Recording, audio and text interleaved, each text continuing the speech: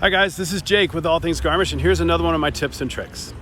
When you're at Neuschwanstein, more often than not, you're going to spend a lot of time here, either waiting to get inside the castle or getting up to the castle itself. And eventually, you're going to get hungry.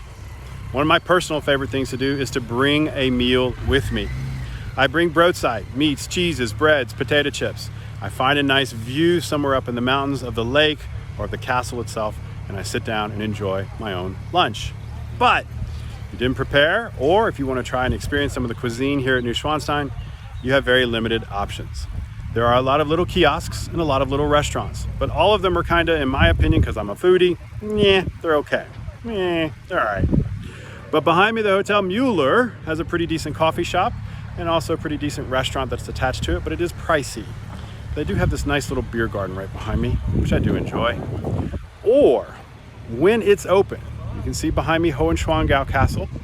If I walk down this road behind the Hotel Jaeger, the House Jaeger behind me, or the Jaeger House, and keep walking, straight ahead on the left is the museum dedicated to the Wittelsbach family, and just past it, right on the Alpsee Lake, with a stunning view, is the restaurant Alpen Rose.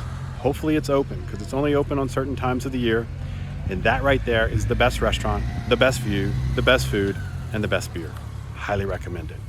Otherwise, leave this area and go to Fussen, or keep going all the way to Oberammergau, and you'll find much better restaurants in either of those locations. Hope that helps, guys.